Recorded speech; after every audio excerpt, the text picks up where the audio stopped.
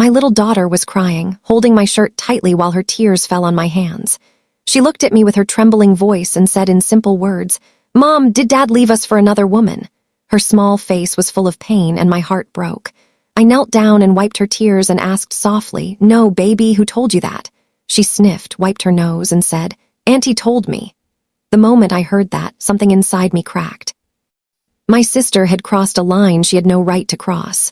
Without thinking, I picked up my phone and called her. The call didn't start with shouting. It started with cold silence. She said hello, and I replied in a calm but sharp voice that even surprised me. I told her exactly what my daughter had said. Instead of apologizing, instead of showing even a little guilt, she laughed lightly as if it was something small. That moment changed something in me. I wasn't just a hurt mother. I became a woman who had been pushed too far by life, by betrayal, by people who were supposed to love me. My sister had always been the type who kept bitterness hidden behind fake smiles. She enjoyed small victories that hurt others.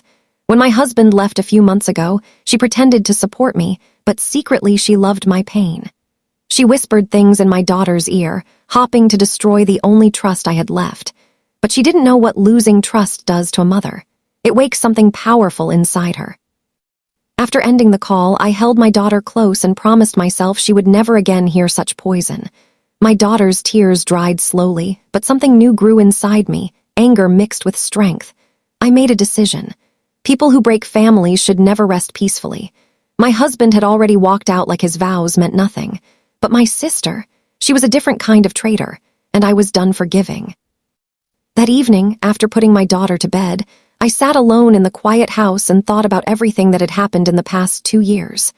The happy marriage, the lies, the emotional cheating, the nights he came home late smelling like perfume that wasn't mine. Then the final moment when he left without looking back. I had survived that, but I didn't expect a knife from my own sister. I remembered how she always compared her life with mine, how she hid jealousy behind compliments, how she would praise my husband more than necessary, how she enjoyed seeing cracks in my marriage.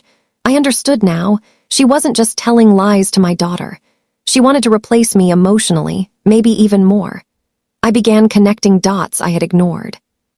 My hands shook, not with fear, but with intensity. If she wanted to destroy my family, I would show her what destruction really felt like. I opened my laptop and started digging. My sister had secrets. She had a messy life, unpaid bills, hidden relationships, and a job she hated but pretended to love. She gossiped about everyone, made enemies quietly, and wore an image of perfection that was nothing but a glass shell.